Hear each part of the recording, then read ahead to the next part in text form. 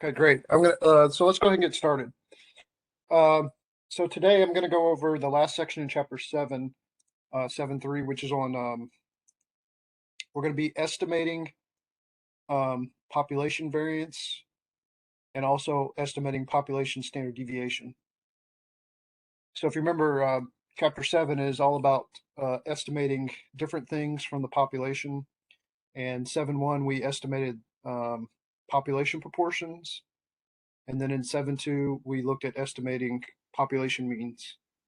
And so the last thing we're going to look at is how you estimate population variances and population standard deviations. And of course, much like we did before, we're going to estimate them using point estimates, but we're also going to estimate them using confidence intervals.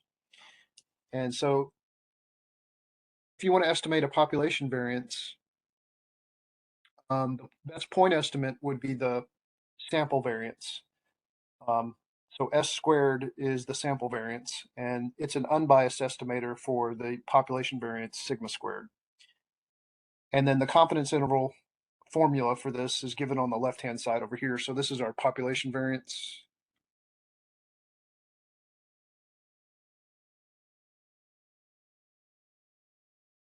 And the confidence interval will have the lower number here for using this formula. You can find the lower number in the confidence interval and then the upper number on the right-hand side. But if you want to find or estimate the population standard deviation, the best point estimate for it would be sample standard deviation, which we use S to symbolize, but it's a biased estimator. If you remember this from, I think it was section 6.4, if you go back and look at that section, one of the problems they did in that section was to show that S was actually a biased estimator of population standard deviation sigma. We don't have anything better than that. Being a biased estimator is not good. It underestimates the actual value, but it's the only thing we have to estimate the population variance. So if you want to estimate the population variance as a single number with a point estimate, then you're going to have to use the sample standard deviation, but just be aware that it's a biased estimator. So it's not that great at estimating it because it underestimates on average. But in terms of a confidence interval for a population standard deviation sigma is very similar to calculating the population variance, the confidence interval for population variance. You just simply take the square root of these, the lower number here and the upper number here. And that makes sense because the only difference between population variance and population standard deviation is the fact that population standard deviation is a square root of population variance, right? So it should make sense that you would take the square root of these numbers here.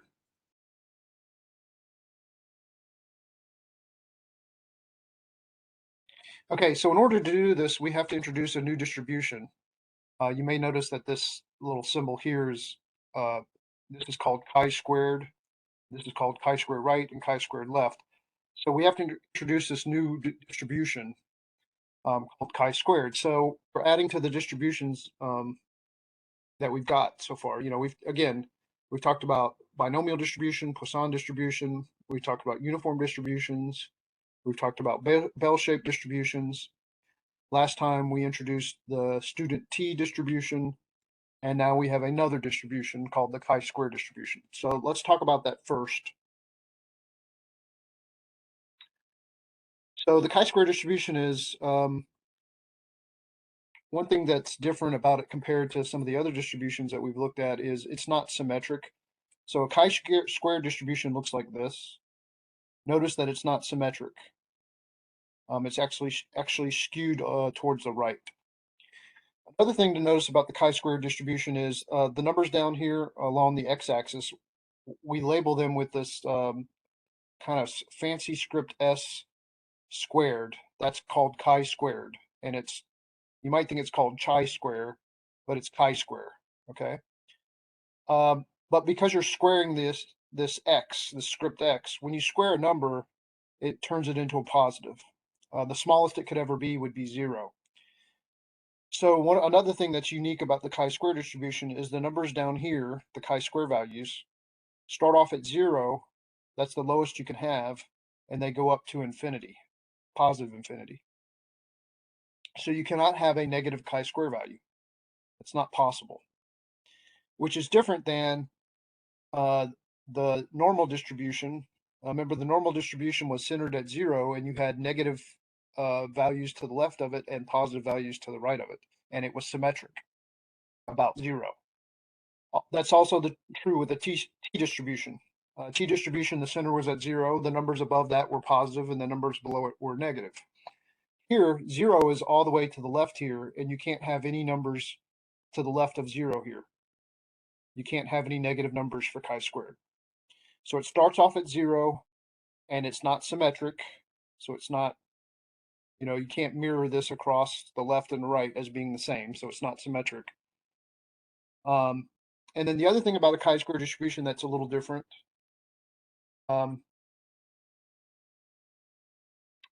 see if they have a picture of it. Yes. If you look at this picture, it depends on the degree of freedom as to what the shape is exactly. So let's remember degree of freedom. We talked about that last time. For t distribution, it was 1 less than the sample size. That's the same thing for a chi-square distribution.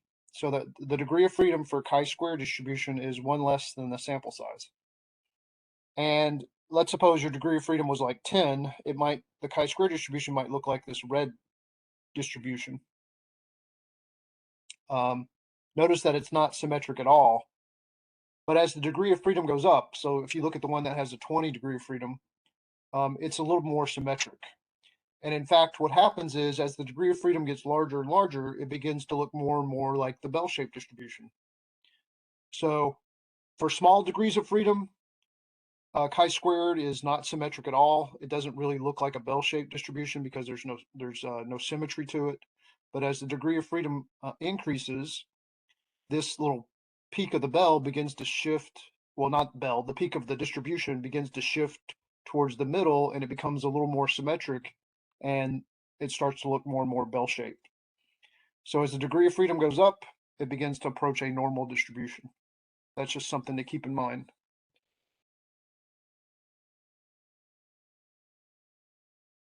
And as I mentioned before, just like for the t distribution, the degree of freedom for a chi-square distribution is 1 less than the sample size. So n minus 1. Okay, so that's something to keep in mind as well. Okay, so having said all that, let's go ahead and look at a problem from the homework.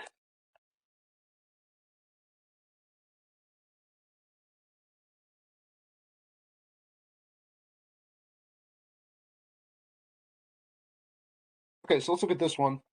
This is number 2 from 7.3.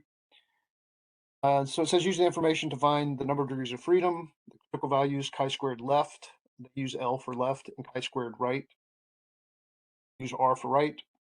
Then the confidence interval estimate for our population standard deviation. So what's happening here, maybe let me I give you an outline of what's going on here. So we've got a population here, and the thing we're trying to estimate in the population is the standard deviation, sigma. Now this is different than what we've done before, right? In the past, we may have had a population and we were trying to estimate a certain proportion that might favor a candidate in an election or something, right? That was 7-1. And then we looked at estimating a population mean, which is like an average, like average height of a person or something like that. In this section, we're trying to estimate how the data varies from the center, which is called, and the way we measure that is with standard deviation, right? So what we're trying to estimate now is how much deviation, how much standard deviation there is in the population data. Okay, and we use sigma to denote that. Okay, and so, of course, to do this, we sample from the population randomly a certain number of people. And in this case, it looks like they're trying to estimate the standard deviation in platelet counts for women And so they randomly picked 26 women and measured their platelet counts. You have 26 data points, right? The 26 data points are their platelet counts. And then they found the standard deviation in those 26 numbers.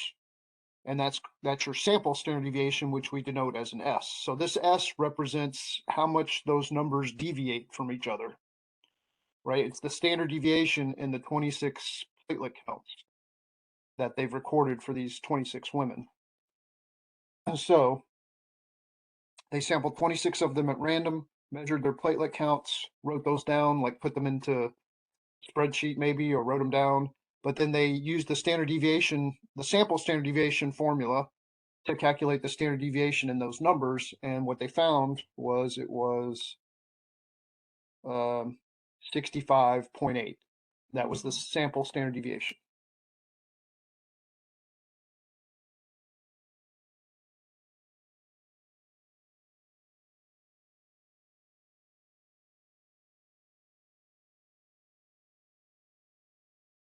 Okay, so this would be platelet counts for all women.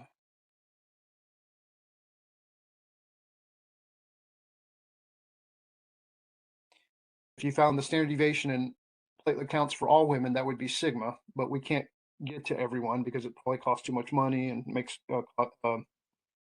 would take up a lot of time to do that. So that's where we take this sample of 26 at random and look at the sample standard deviation. So if you say, what's your best guess as to what this number is, sigma, all we have to go with is the sample standard deviation, right? So S is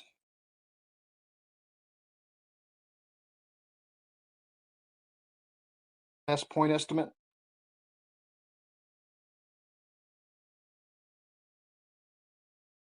Or sigma. So I would say it's somewhere close to 65.8. However, this is a biased estimator.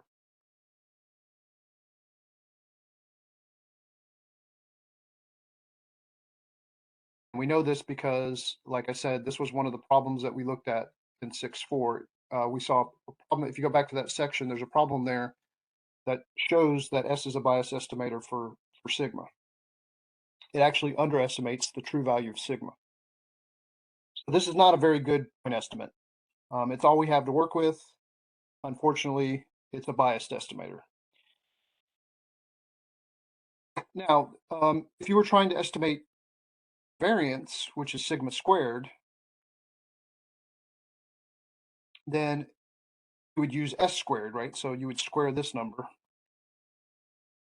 and look at the sample variance.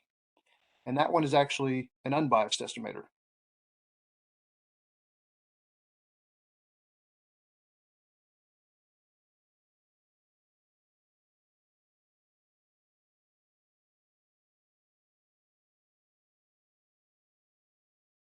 So in that case, if you wanted me to take a stab at what this number is, as a single value and take a guess, like estimate what it would be, then I would say S squared, whatever that number is. And then I'd be a lot more confident that my estimate would be targeting the correct answer because it's an unbiased estimator. Let me just see what that is real quick. So 65.8 squared is 4,329.64.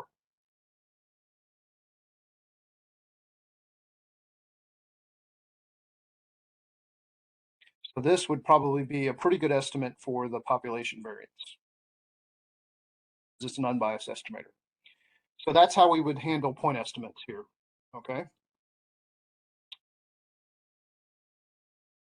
Now, like I mentioned before, point estimates are probably not the best way to estimate these. It's probably better to use confidence intervals. Statisticians prefer using confidence intervals rather than point estimates. And the reason is because, if I say, I think the population variance is close to 4,329.64, someone might come back and say, what do you mean by close? That's a very vague term to use. What does close mean? Can you be a little more precise about what you mean by close? And we can, and that's what the confidence interval addresses, okay? So let's find the confidence interval for, I guess we'll find them for both. The problem wanted us to find it for S, but we're going to, I'm sorry, for sigma, but let's go ahead and find it for sigma squared as well, since they're very similar. So what do?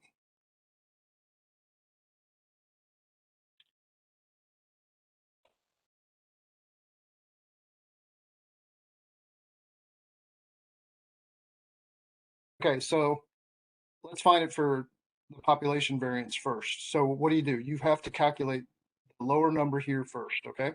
So what you do is you take the sample size and subtract 1, which is called the degree of freedom.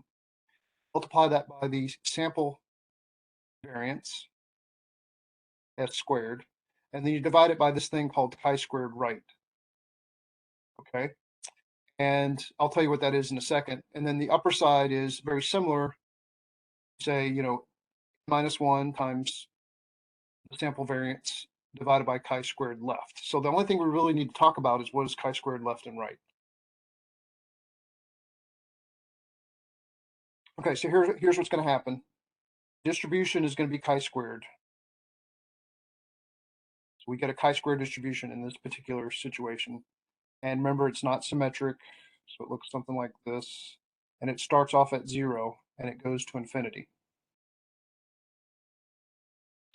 And then you want to look at level of confidence that you're trying to find. And in this case, we want a 98% confidence interval. That's, determined by the statistician or the researcher, whatever level of confidence they want, 99, 98, 95, 90, whatever. So in this case, they want a 90% confidence interval. And just like we did before,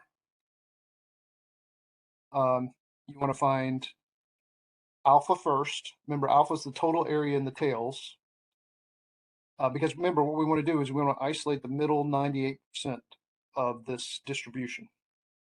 Or if you turn that into a decimal, the middle 0.98. So if you say 1 minus 0.98, that gives you 0.02. That tells you how much area is in the two tails here. If you want 98% in the middle or 0.98 in the middle, then you'd have to have 0.02 in the two tails. And then remember, you have to divide that evenly among the two tails because you want the middle 98%. So you have to divide that by 2.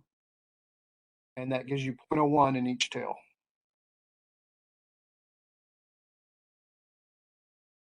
And then we're going to find this boundary right here that has this much area to the left, and that's called chi-squared left. Whatever that chi-square value is. And we know it's positive, right? It's above 0.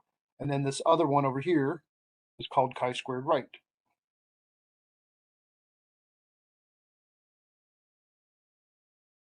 And of course, one of the things that should be obvious in this picture is that chi-squared left is positive, right? Everything's above 0 here. And chi-squared right is a bigger number than that, right? So just keep that in mind. Chi-squared left is a little bit smaller, chi-squared right is a little bit bigger, and they're both positive, okay?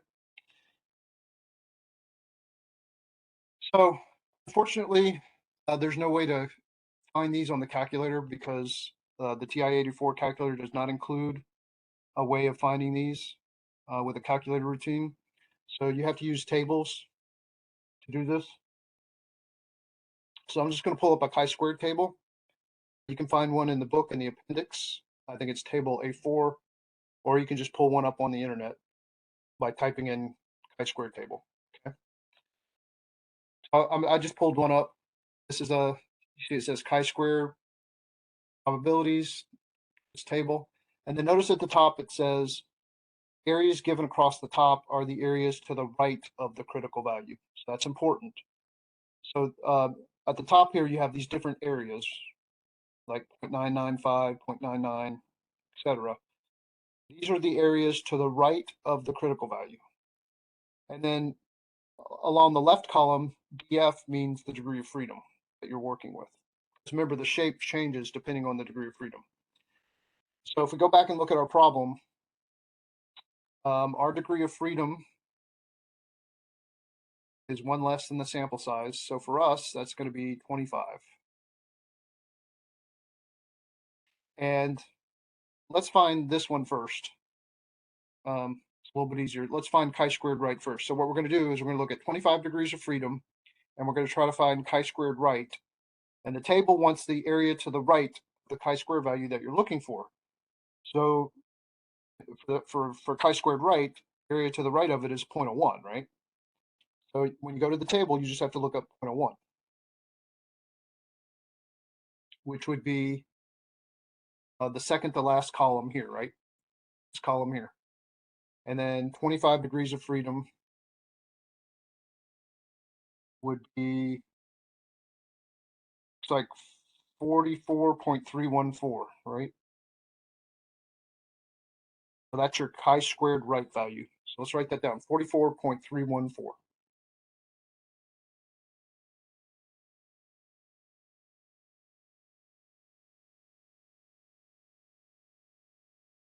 Okay, and then let's find chi-squared left, but you have to be careful here.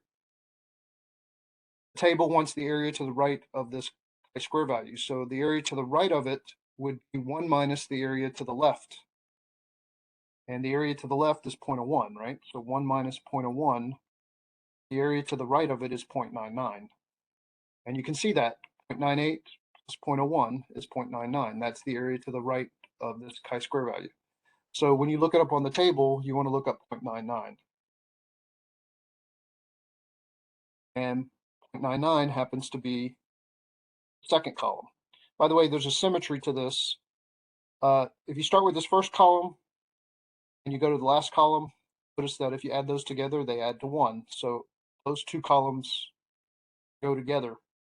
0.99 goes with 0.01 because those add up to 1. So if you're using 0.01 for the chi-squared right, then you should be using 0.99 for the chi-squared left. And you just can see this continues. 0.975 and 0.025 go together. 0.95 goes with 0.05, and then 0.9 goes with 0.1. So there's kind of a symmetry to this, right? Numbers at the top have to add up to 1. So anyway, we're using 0.01 for the right one, so we should be using 0.99 for the left one.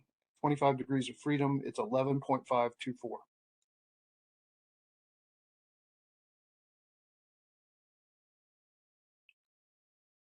Notice that this number is smaller than this one, right? Which makes sense. 11 is smaller than 44. That makes sense in our diagram.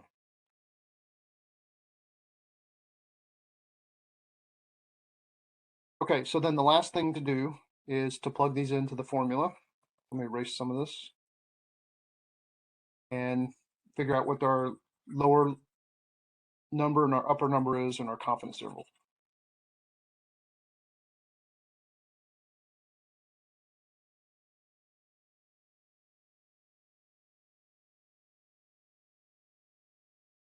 Okay, so let's do a confidence interval for the population variance first. So again, the formula for this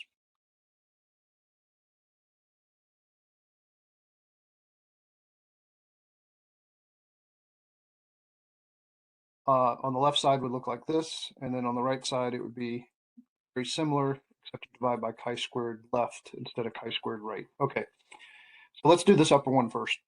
So n minus 1, that's going to be 26 minus 1, 25, right, times s squared. S squared we've already calculated. I'm just going to write it as 65.8 squared. So this number squared. And then divided by chi-squared left, which is 11.524.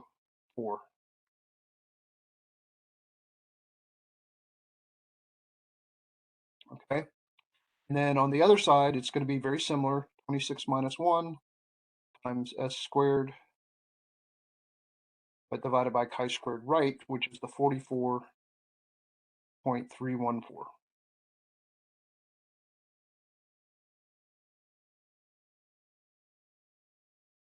Okay, so I'm just going to do this on the calculator and see what we get.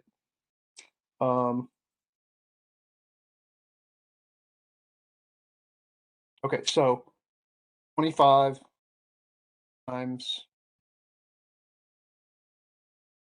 65.8 squared, s squared, right? divided by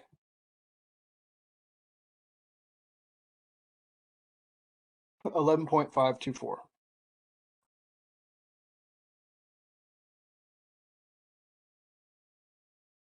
All right, so it's 93,000. I'm sorry, 9,392.7. I'll round it off.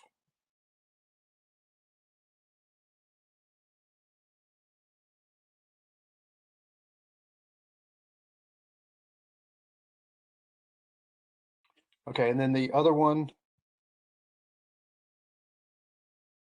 25 times s squared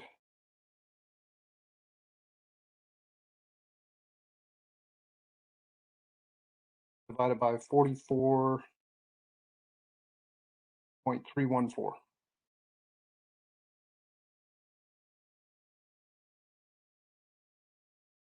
Okay, so that one's about 2,442.6.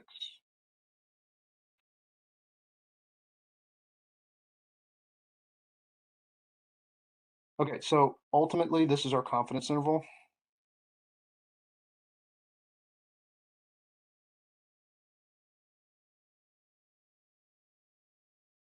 And so what this tells us is, remember we did a 98% confidence interval, so we are 98% confident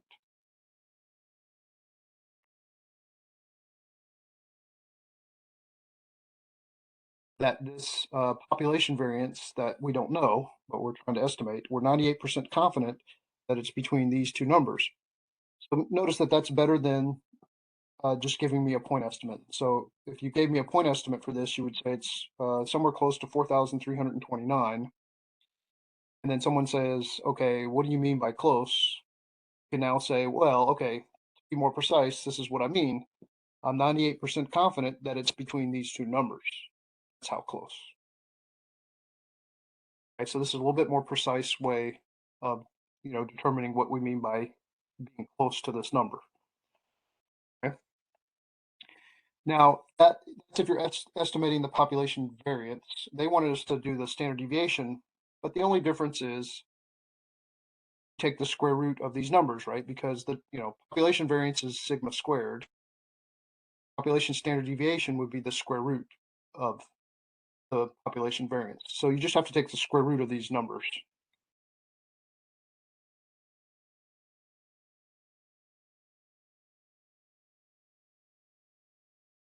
So in terms of a formula, if you take the square root of this and you take the square root of this,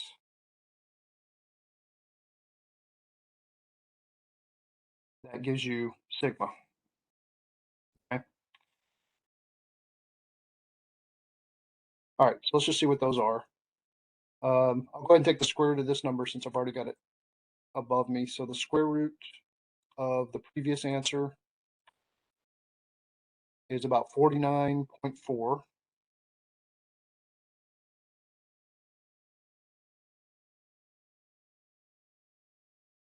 And then the square root of the larger number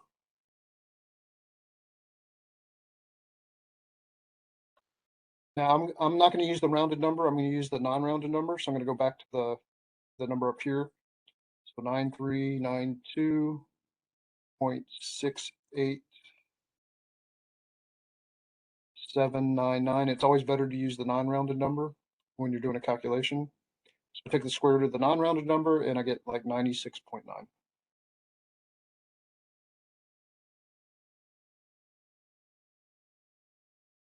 Okay, so in the same vein, what this tells us is that we're 98% confident that population standard deviation is between these two numbers. So again, if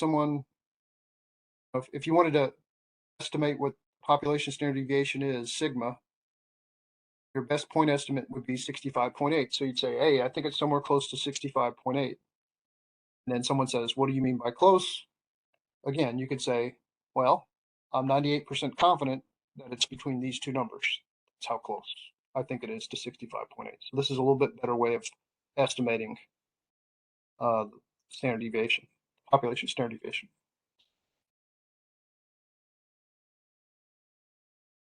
Okay, so that's how you do it. Unfortunately, there's nothing on the calculator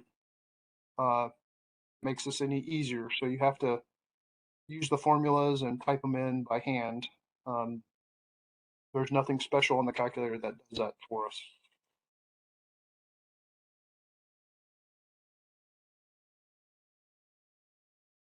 Okay, so does anybody have any questions before I move on to the next thing?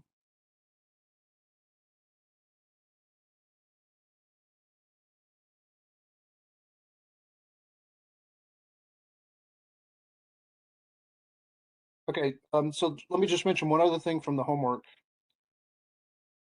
The way, um,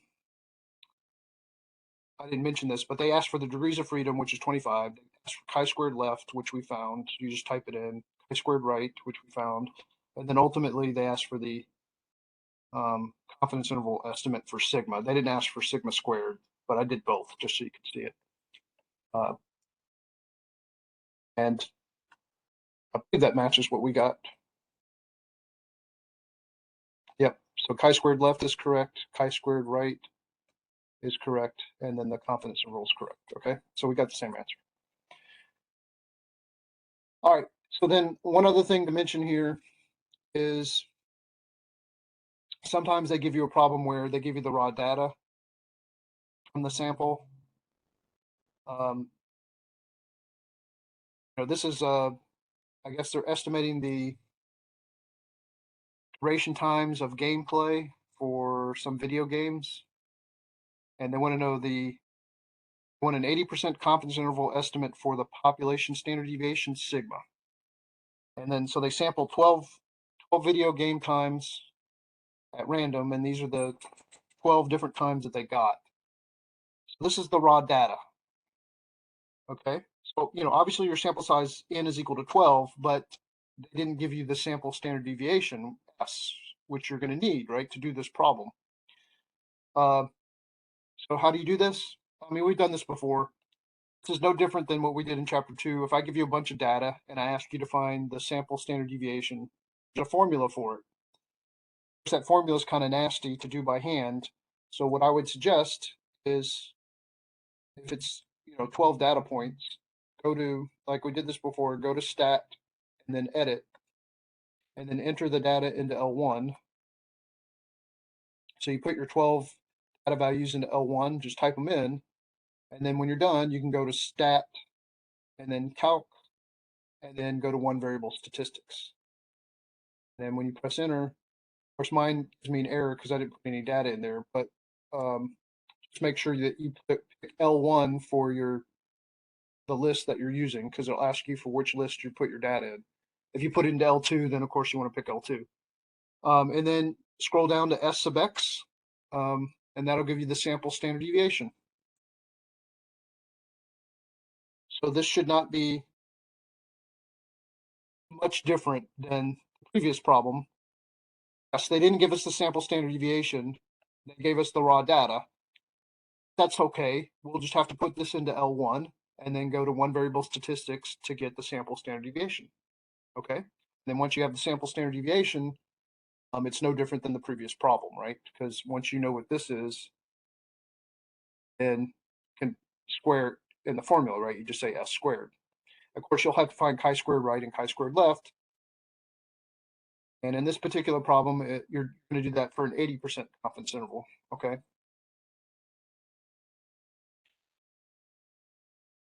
So that's what you do if you're given the raw data, okay?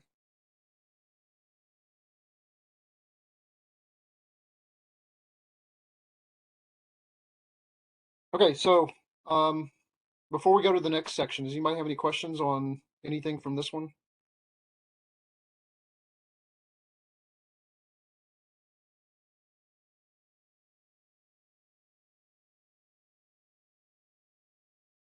Okay, so let's just put a cap on this.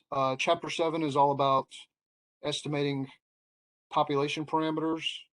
Like I said, population proportion was the first one, and then we did population mean, and now we've done population standard deviation or variance. They're very similar.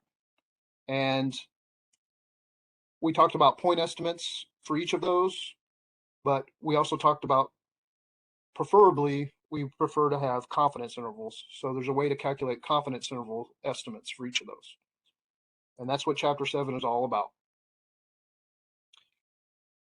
Now we're going to make a big transition. So I'm going to go ahead and start talking about Chapter 8. We're going to make a big transition into Chapter 8. And we're going to start talking about what's called hypothesis testing. And most of the course from now on, we'll be talking about hypothesis testing. So essentially, hypothesis testing is somebody makes a claim about a population parameter, whether it be population proportion, population mean, or population standard deviation or variance. Someone makes a claim about that. Like someone might claim that more than 60% of the population believes in reincarnation or something. So that's a claim. Okay, someone's making a claim, a hypothesis claim. And what we're going to do is we're going to test the claim by sampling from the population a few people and asking them, do you believe in reincarnation? And we're going to look at the sample proportion that says that they believe in reincarnation, and we're going to use that to determine whether there's evidence to support their claim that whatever, more than 60% believe in reincarnation.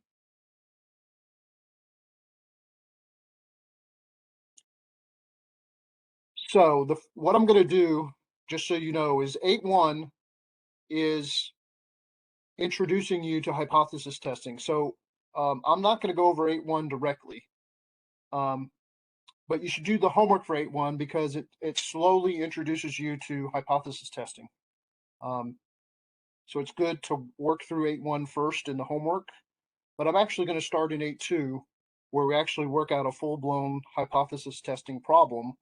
And the reason I'm going to do that is because I think it's better to introduce hypothesis testing with a problem to work with.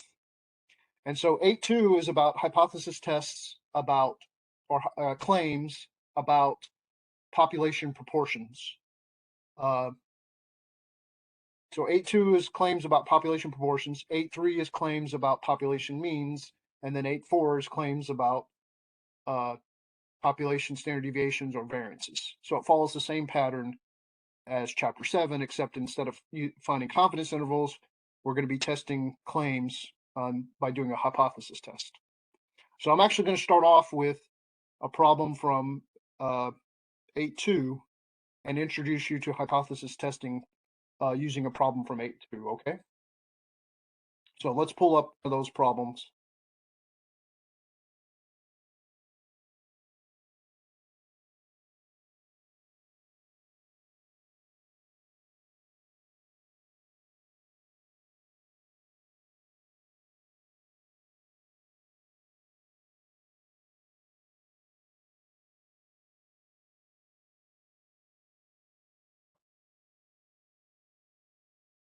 Okay, so I'm going to start with number 3. This is from 8.2 again, right? Number 3.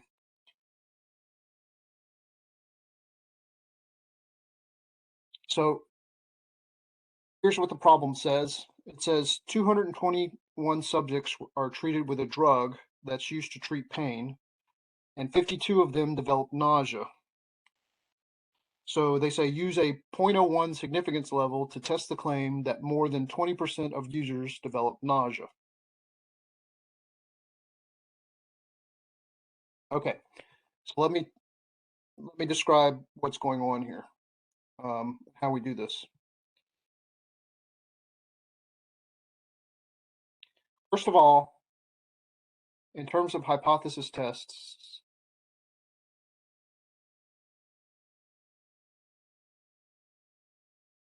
there's two different hypothesis tests that we could perform. There's 2 ways of doing it. One is called the traditional method.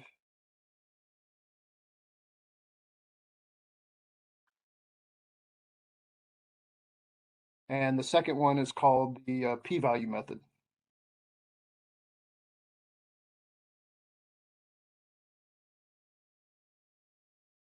Now, I'm going to do it both ways. I'm going to do this problem both ways. I'm going to start with the traditional method because it's a little bit easier to understand what's going on there. And then after I've done it using the traditional method, I'll go back and do the p-value method. Answers, the conclusions that we get are going to be the same, regardless of which method you use. And they're very similar. They're not that different, but you should be aware of how you do it both ways. Okay. So I'm going to go through both of them. So this problem, I'm going to do the traditional method first.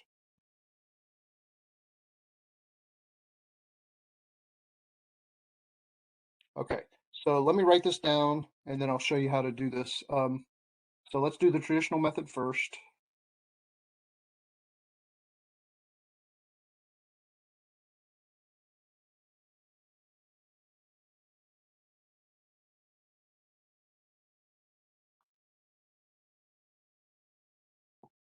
Okay, so first thing you do when you run a hypothesis test, whether you do the traditional method or the p-value method, the first thing you always want to do for these kind of problems is identify the claim, write it down, not in words, but mathematically. So I want you to get good at doing this. So when I read through this problem, one of the first things I'm going to do is I'll talk about what all this stuff means in a second, but notice here it says use a 0.01 significance level. I'll talk about what that is in a second. Test the claim. So this is where I want to focus in on. It says to test the claim. What's the claim? Claim is that more than 20% of users develop nausea. So what's happening here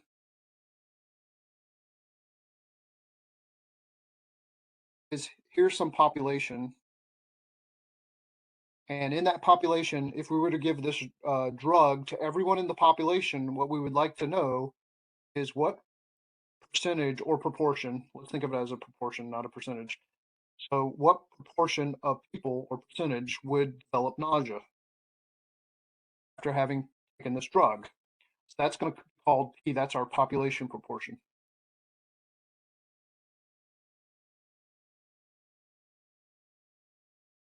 And we're going to test this by looking at our sample, okay? And they did a sample, if you go back and look at it.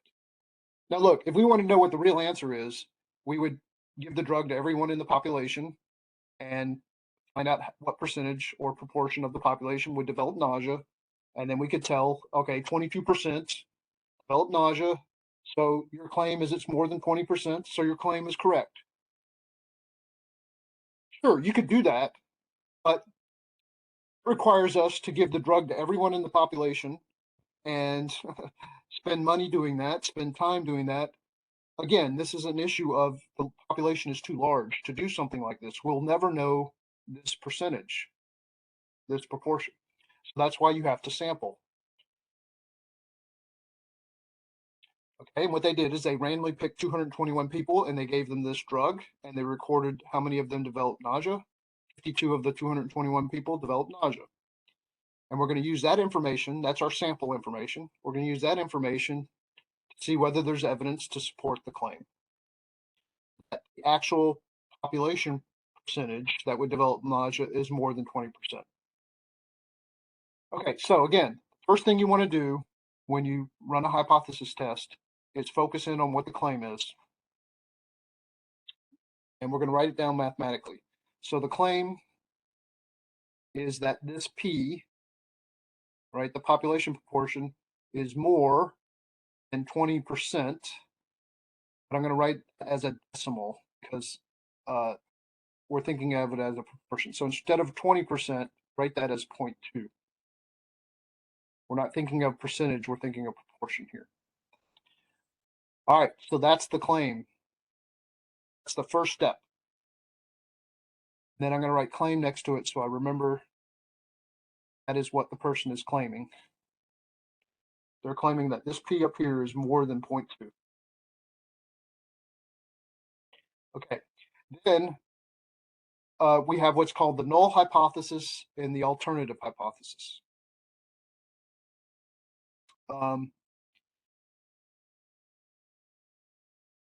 We label the null hypothesis as H sub 0. That's called the null hypothesis.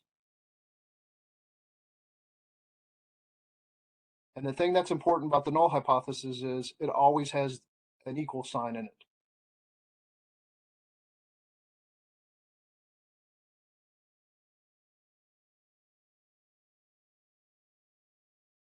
And then there's the alternative hypothesis, which I'm going to label as H1.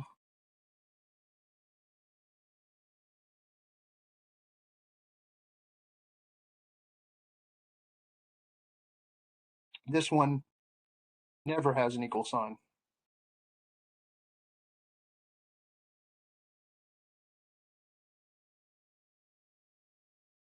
So here's the claim: P is greater than 0.2. And after you write down what the claim is, you look at it, you say, does it have an equal sign in it or not? Well, this one does not, right? This is just simply greater than. It's not greater than or equal to, it's greater than. There's no equal sign in this at all. It's not greater than or equal to, it's simply greater than. So that is, we're going to label that as the alternative hypothesis. The null hypothesis would be, what's the, beside, greater than or equal to, opposite of that would be less than or equal to. This number up here has to be one of these two, right? It's either greater than 0.2 or it's less than or equal to 0.2. So it's one or the other. It's either H0 or H1. H0, though, has an equal sign in it. H1 does not. And notice that the claim is attached to the alternative hypothesis in this case. Sometimes claim is attached to the null. Like if I claimed P was less than or equal to 0.2, that would be the null hypothesis, and my claim would actually be up here. But that's not what happened. Claim was that it was greater than 0.2, which is the alternative hypothesis, and that's why the claim is attached to the H1, not the H0. By the way, we typically don't even bother writing the less than part. Okay, so a lot of times you'll see this written as just P is equal to 0.2. It represents less than or equal to. So our book uses the equal sign. They don't put the less than in there, but technically this, if you write equals, it stands for less than or equal to in this particular case. Okay, so that's the first step. You start with the claim, you write down the claim, and then you decide whether the claim is H0 or H1. If it has an equal sign in it, it's H0. If it doesn't, it's H1.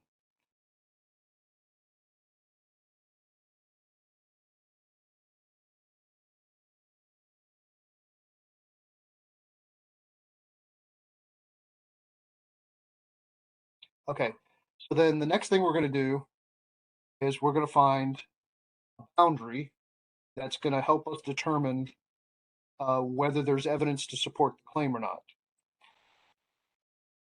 So what's going to happen here is we're going to end up with bell-shaped data. We're going to assume the data ends up being bell-shaped. And then go back and look at the problem. Notice that they have this, say, use a 0.01 significance level to test this claim. So significance level is determined by the statistician or the researcher, the one that's running the hypothesis test. It's very similar to like a confidence interval. Typically, significance levels are 0.01 or 0.05 or maybe 0.1. Those are pretty common. And what it is it's the total area in the tails.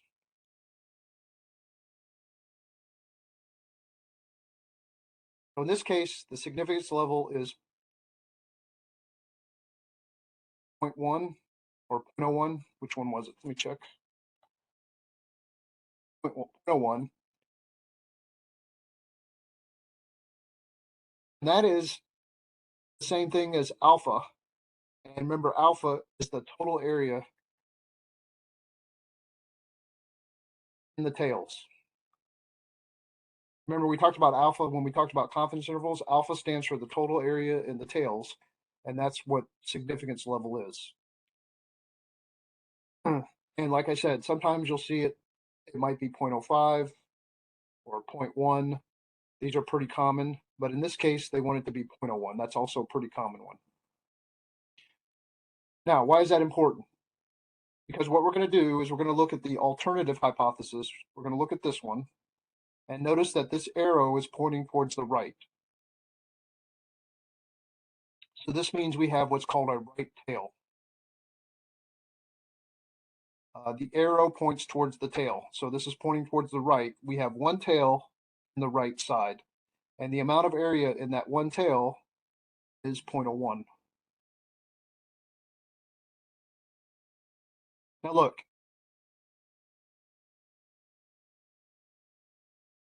if the alternative hypothesis was, P was less than 0.2, then you would have a left tail with this much area in it. It would look like that. If the other possibility is that it's not equal to 0.2, and if it's not equal to 0.2, then you have two tails, because could not be equal, not equal to something could be because you're too big. The right is too big, and the left is too small. So if it's not equal to, could be because it's too big in the right tail, or too small and it's in its left tail. So if alpha is 0.01, you would have to divide it by 2, because we're going to evenly distribute it among the two tails that we have, right? This is the total area in the tails. If you have two tails, you're going to distribute it evenly among the two tails. So you would divide it by 2, and in this case, you would have 0.005 in each tail.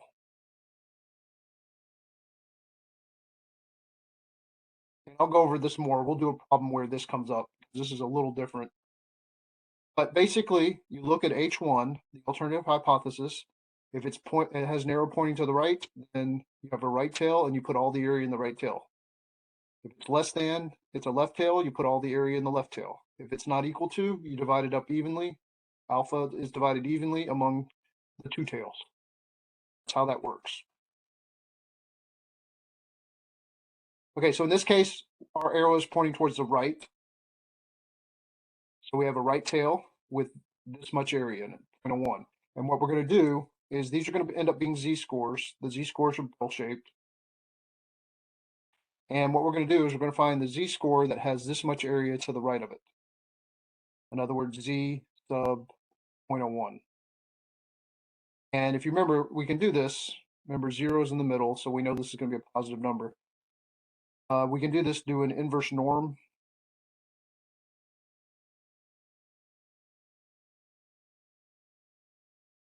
But the calculator, when you do inverse norm, if you remember, the calculator wants the area the left.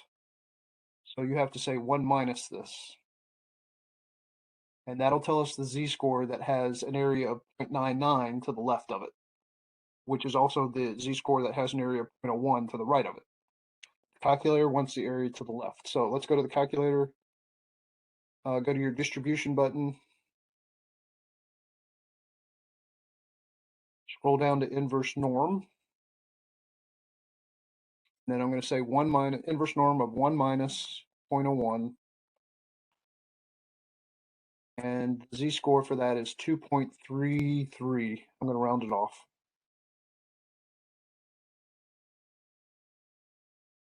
Okay, so this is 2.33. I'm just going to write that in here.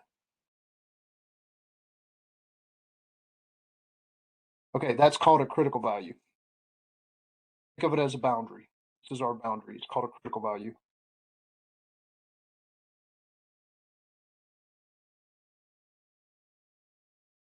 CV. I'm going to use CV for critical value.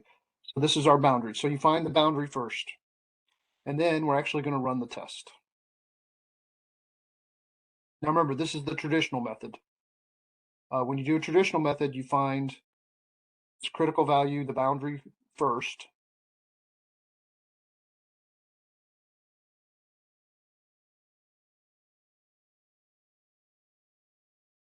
So you find this critical value, and then we're going to run the hypothesis test.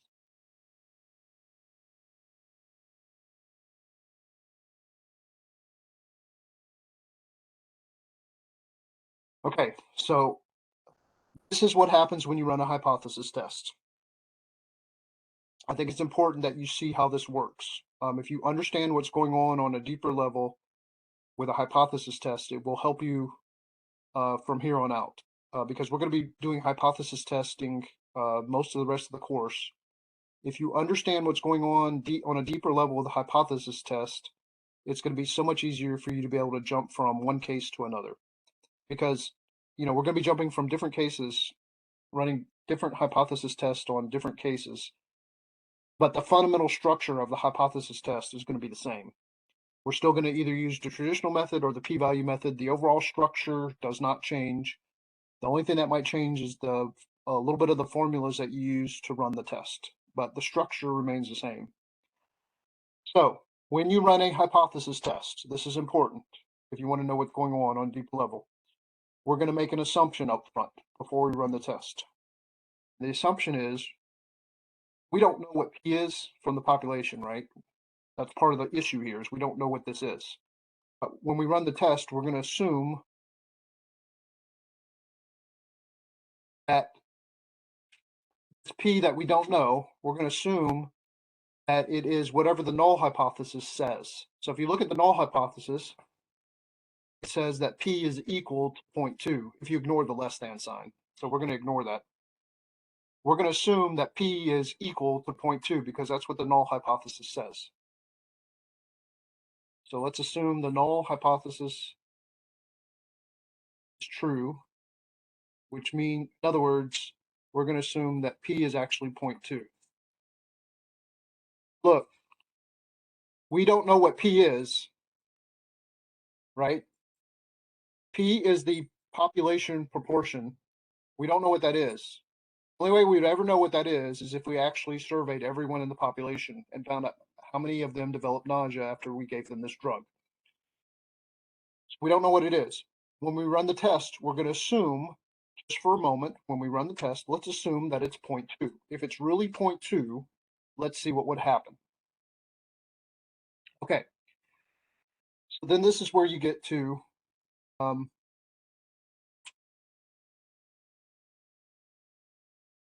don't have a lot of room here, but I guess I'll put it here. Now we're going to look at the sample. And in the sample, we sampled 221 people.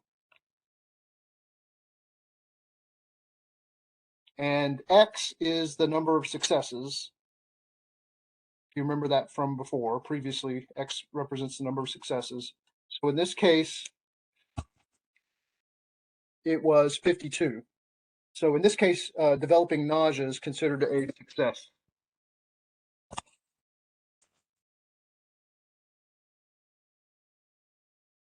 Okay, so X is 52.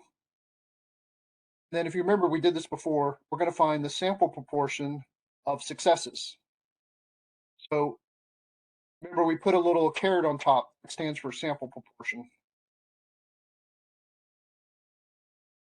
Without the little caret, it's population proportion, right? So this it's called p hat, and it's X divided by N. Number of successes divided by the number of trials. So 52 out of 221, that's our sample proportion that developed nausea,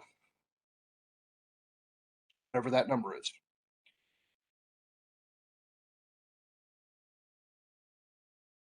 Okay, so let's see what that is real quick.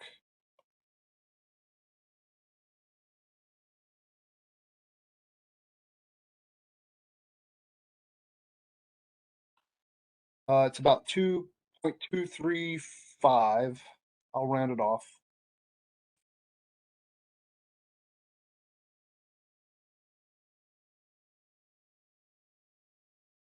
So about 23.5% of the people that we sampled, right, the 221 people that we sampled, about 23.5% of them developed nausea.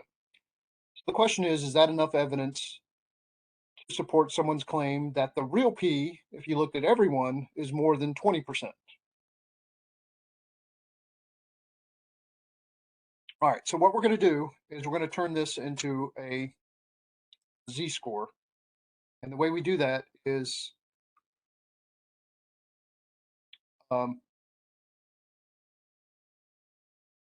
take sample proportion and we subtract off the population proportion. And we're going to, so basically what we're going to do is we're going to say, okay, look at this number. How far is the sample proportion from the assumption about the population proportion? So if the population proportion were really 0.2, it's the assumption, right? If this really was 0.2, and we ended up getting, remember, we sampled from this population, right? So if the percentage of the population that develops nausea is 0.2, 20%, and what we did is we sampled 221 people from that population, and we found out that 23%, 23.5% of them felt nausea. So how far away is this number from this number? And that's what this does. It is 0.235 minus 0.2. It is 0.035 above it. So it's a little bit larger, right? This number is a little bit larger than this number. And then we're going to turn this into, this is like absolute difference. This is the absolute difference between our assumption about what the population proportion is and what we got from the sample proportion.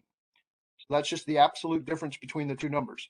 And then we're going to divide it by what a standard deviation is. And it turns out that a standard deviation is P times Q, the square root of P times Q divided by N, where this is P and Q, remember, is 1 minus P.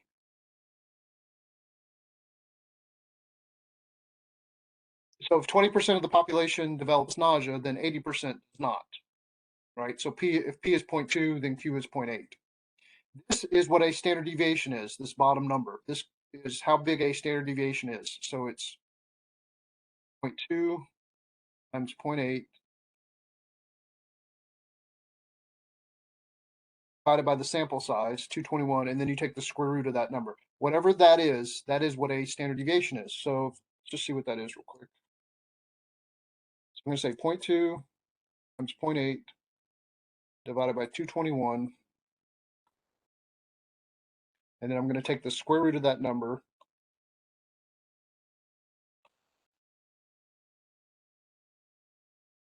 It's about 0.0269.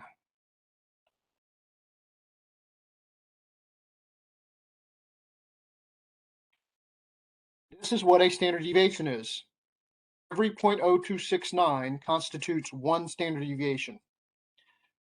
How far was P hat from P? Absolute difference between those two numbers is 0.035. So 0.035 is a little bit more than one standard deviation because every 0.0269 is one standard deviation. That's why we're dividing. When we divide, we're trying to figure out how much the difference between the two, how many standard deviations that is away. So 0.035 is the absolute difference between sample proportion and the population proportion. But we want to know how far that is in terms of standard deviations. And every 0.0269 is a standard deviation. That's why we divide. So when I say 0.035,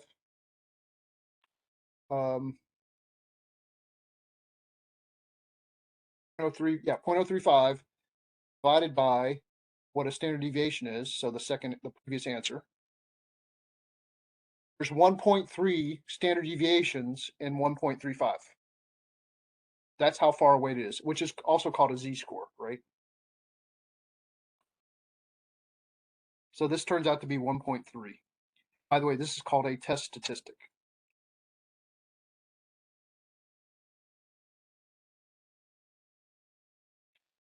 So here's what we just did, to kind of recap on what we just did. When we run the hypothesis test, we assume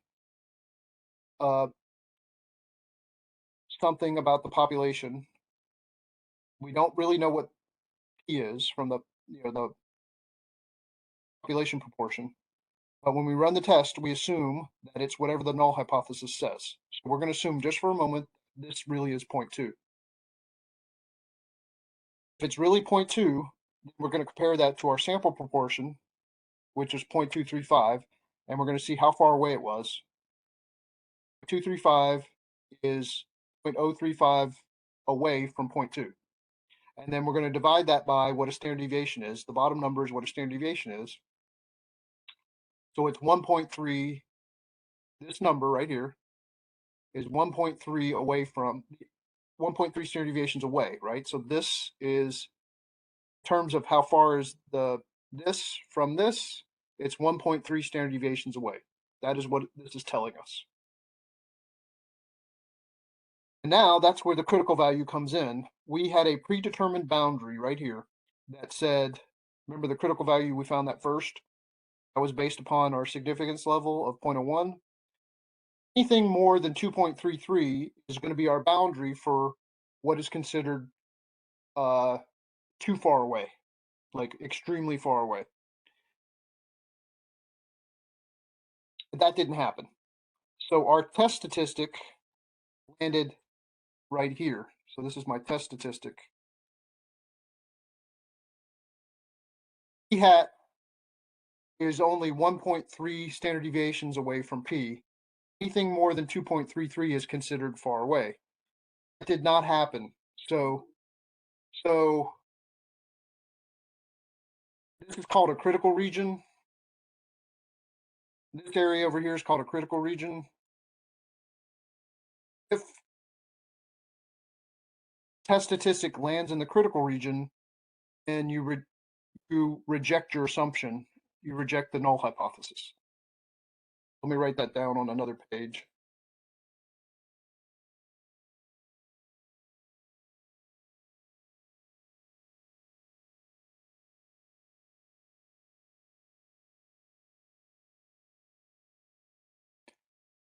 Okay, so if the test statistic lands in the critical region,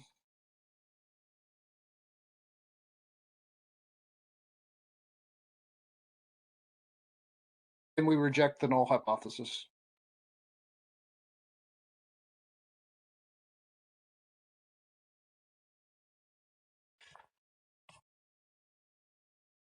Okay, so and if it does not,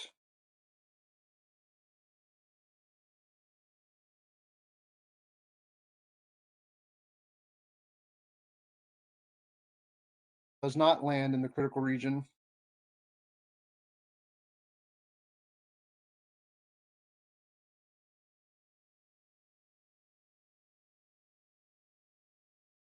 and we fail to reject the null hypothesis.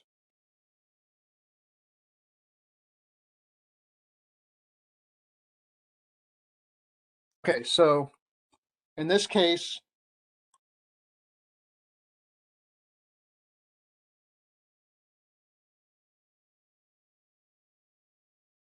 notice the test statistic 1.3, right? Not land in the critical region over here. And so we fail to reject the null hypothesis.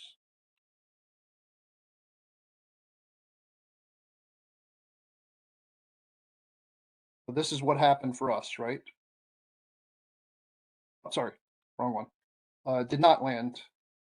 So we fail to reject the null hypothesis.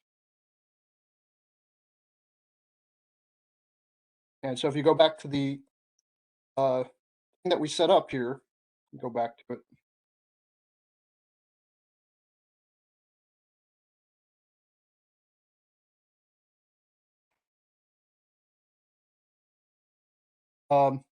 Here's our hypothesis, right? We're failing to reject the null.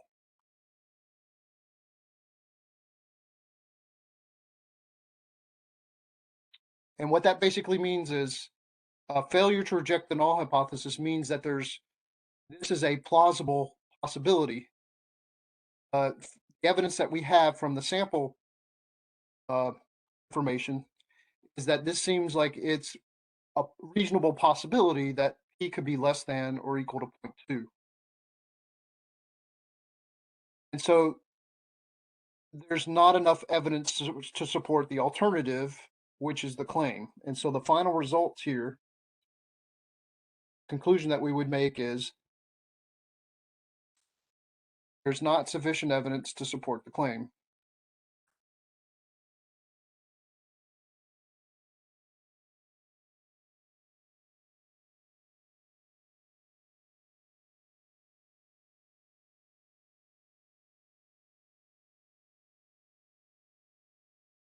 Now, this may be counter to your intuition because when you look at the sample proportion, 0.235, you look at that, right? As a layperson, someone would look at this and say, well, that's above 0.2. So it seems like there's evidence that it's more than 0.2. What you're ignoring is the sample size. The bigger the sample size is, the more evidence you have, the more information you have from the population. So the stronger the evidence is. So this 0.235 is based on only 221 people from the population. Larger the sample size is, the stronger this number, the more power this number has. So imagine taking 100,000 people in your sample and getting a 0.235. Then that would be stronger evidence rather than 221 people, right? And then I think your intuition is probably correct. And notice what would happen is, if you put 10,000, 100,000 in for the sample size, and this is going to go way down, and that means that the 0.035, the difference between 0.2 and the sample proportion,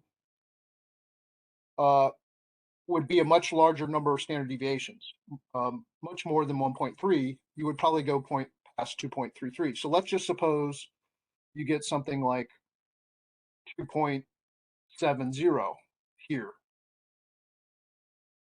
with a much larger sample. Okay. Or in fact, let me just throw a number in here. Let's say it's 10,000, right? And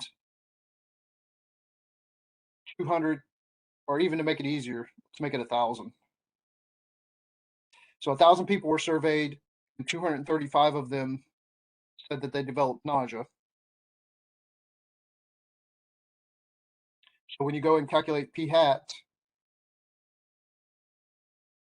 you're going to get 0.235 again, right? So it's the same p hat. One thing that's different is the sample size. And so when you go and do this, all the numbers are the same, except this is now 1,000. Okay, so let me see what the standard deviation would be in that case. So 0.8 times 0.2 divided by 1,000. Now I'll take the square root of that number.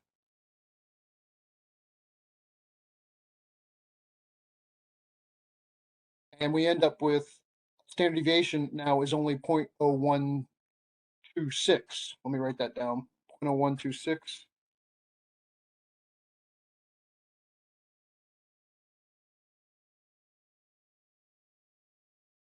So it takes much less for a single standard deviation, right? It only takes 0.0126 to create a standard deviation.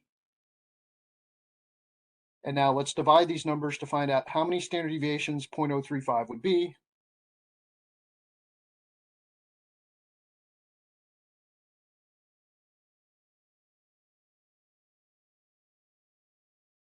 Now it's 2.77 standard deviations if you round it off. So the z-score is 2.77.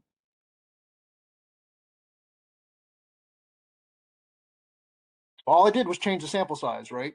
Instead of 221, it's now 1,000. Still, p-hat is still 235, right? 23.5% of the population, but now I have more people. So there should be stronger evidence, and that's what's happening here. So now, test statistic is 2.77.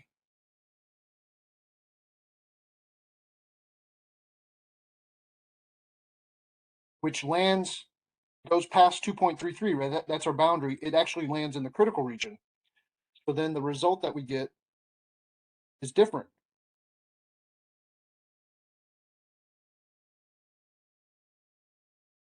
So, now the test statistic lands in the critical region, so we're going to reject the null hypothesis.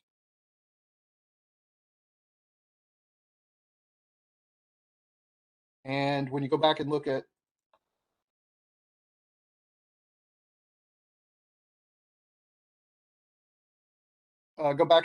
results now, we are now, instead of failing to reject the null, we're rejecting the null hypothesis. Don't believe this one. We're rejecting it. Why are we doing that? Because this tells us how far away this number is from this number. It is 2.77 standard deviations away. Anything more than 2.33 is considered far away. So under this situation, these numbers we don't think are very close to each other. Now remember, the test is being run under this assumption that p is 0.2. So the question is, do you believe the assumption? And at this point, 0.235, the sample proportion is so far away from 0.2, what we say is we don't believe that it's 0.2. We reject this idea, this assumption that p is 0.2. That's why we're rejecting the null hypothesis, because this sample proportion is so far away from our assumption p is 0.2. And notice what happens when you reject the null hypothesis. The only other hypothesis is this alternative one. If you don't believe this one, then there must be evidence to support the alternative, which is the claim. So the conclusion is there's evidence. There is evidence to support the claim. So now you would say there is sufficient evidence to support the claim.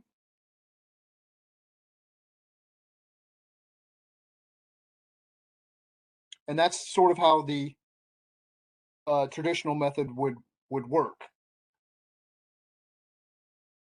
Now, real quickly, let me show you how the p-value method would work, and then we'll call it a day. So the p-value is very similar.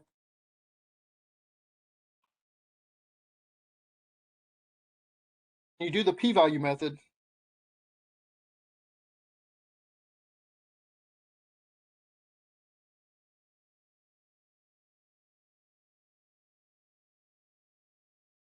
you do not bother finding the critical value. So we don't do any of that. So ignore.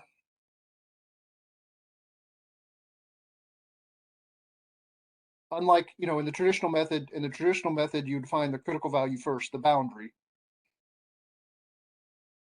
Okay. With the p-value method, you don't find the boundary. You don't have to find the critical value up front. Don't bother. What you do is you simply run the test. So you do exactly what you did here. You skip the critical value, don't bother finding it. You just run the test. And when you run the test, first thing you do is you assume the null hypothesis is true. So we're going to assume that p is 0.2, just like we did before. We're going to find the test statistic, just like we did before. Of course, I'm going to go back to the 221. Let's keep it at 1,000, and then I'll go back to 221. So let's keep it here. Let's say it's 1,000. So let's say it's like this. And you find the test statistic, and you get 2.77, right? You get the same test statistic here. Okay, so that's your test statistic. Now, what you do from there is a little different. Then you locate the test statistic on this the z-score, where you have your distribution. So the z-score for 2.77 is way up here, right? I mean, zero's in the middle, 2.77 is up here. So this is the test statistic. Then what we're going to do is we're going to find the area from 2.77 on up, and that's called the p-value. So how would you do this? This is a normal distribution, and I'm finding the area starting at 2.77, so that's going to be my lower number, my lower z-score, up to infinity, which is my upper. So it's basically normal CDF from 2.77 up to infinity. And that'll give me the area, this little upper tail. Okay, so let's just go to that. With the distribution button, go to normal CDF. 2.77 is my lower. My upper is infinity, so I'm just going to use 9999. And it is a standard normal distribution.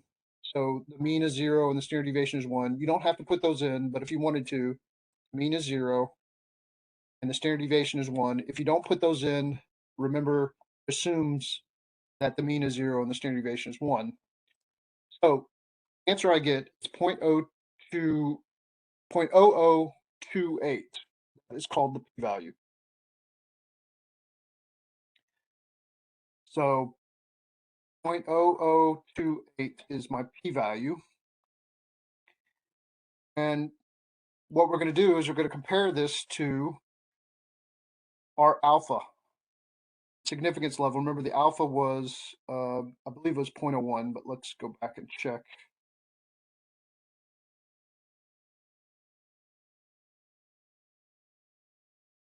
So yes, we were testing at 0.01. So you compare it now, you know, when you're doing the p-value method, don't find the critical value. Like when we did the traditional method, you take the alpha and then use that to find your critical value, your boundary.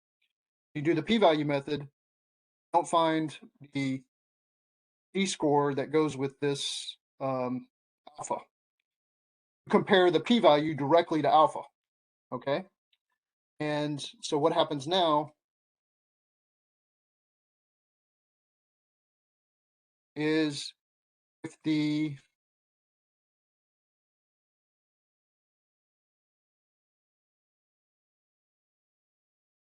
p-value is less than alpha, then we reject the null.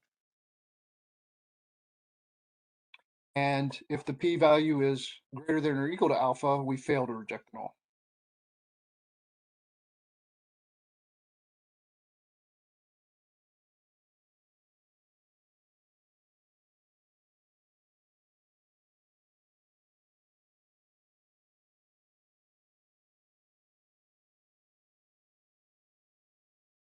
Okay, and so let's see what happened in our case. Go back and look at what happened in our case. The p-value is less than 0.01, right? 0.0028 is much smaller than 0.01. So the p-value is smaller. So then we reject the null. And if you look at rejecting the null,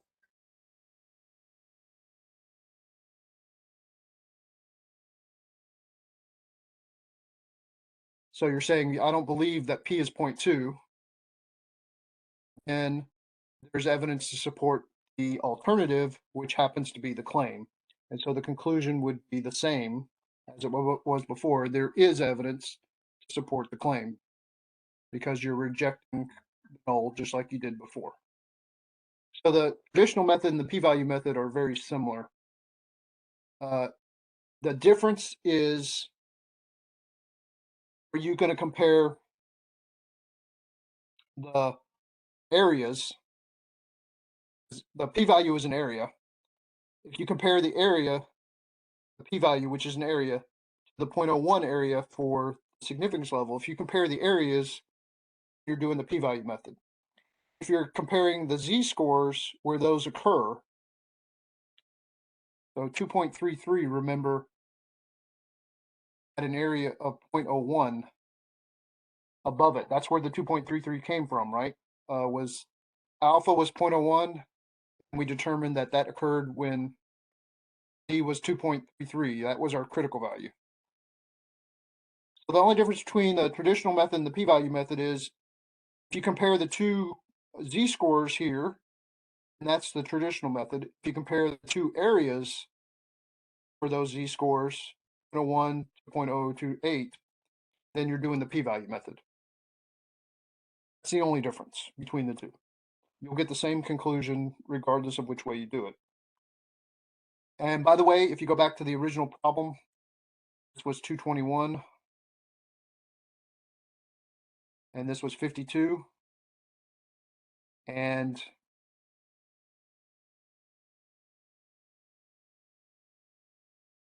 when we calculated this, let me see if it's on the calculator. I can't remember what the test statistic was.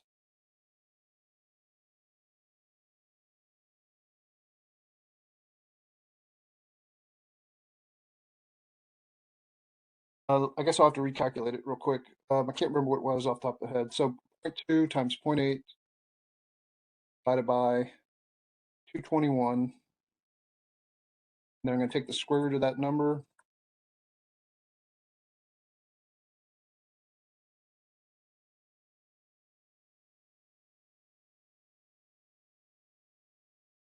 .0269, and then so we said 0.035 divided by that standard. That's what a standard deviation would be in the first case. We got 1.3, right? I forgot. Okay, so 1.3 was our test statistic here. Now, if that's what happened, then you're doing the p-value method, right? This time, 1.3 is way over here, and that's my test statistic.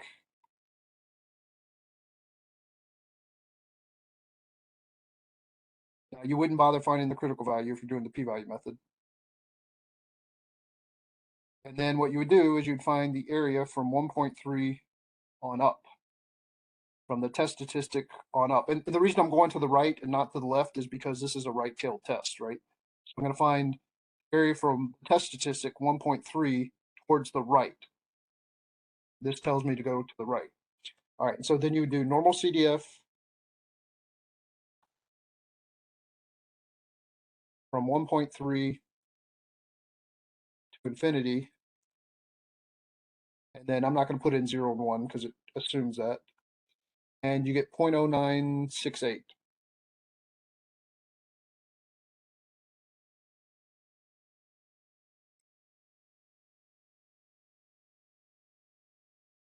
Okay, and this is your p-value. And now compare that to your alpha. This time the p-value is bigger than alpha. And if the p-value is greater than or equal to alpha, then we fail to reject the null. And when we fail to reject the null, go back to it. Now you're failing to reject this. I'm not able to reject this. I failed to reject. That means it seems plausible that p could be less than or equal to 0.2. My assumption is not crazy. It doesn't seem like I'm not able to reject the idea that it might be 0.2 or less. And so I'm holding on to this as a possibility. It seems like this is plausible. And therefore, there's not enough evidence to support the alternative, which is the claim. And therefore, there's not enough evidence to support the claim. So now you would say there's not sufficient evidence to support the claim. Okay, and the last thing I want to mention here is, again, this is no different and not really that different than the traditional method, because in the traditional method, you're instead of comparing the area here to the area here, you're comparing the critical value, which you remember, I think it was 2.33. And that came from alpha being 0.01, right? So remember, we're testing at 0.01. If you find the test statistic that has an area of 0.01, not test statistic, the critical value has an area of 0.01 above it, that's where we got the 2.33. So if you compare the two areas, right, then you're doing the p-value method. If you're comparing the two z-scores where those areas occur, then you're doing the traditional method. So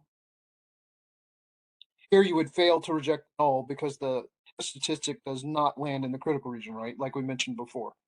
So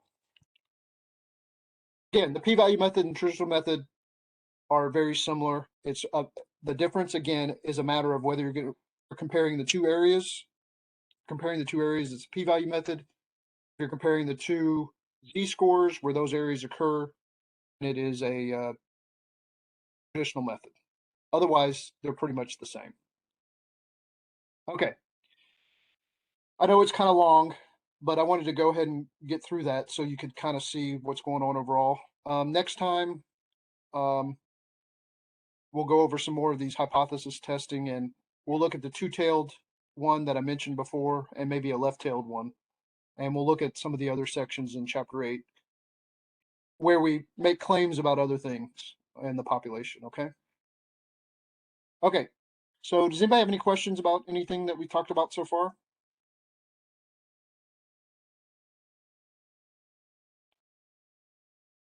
Okay, if you have any problems with the homework, just let me know and email me, and then tomorrow we'll pick up from here, okay?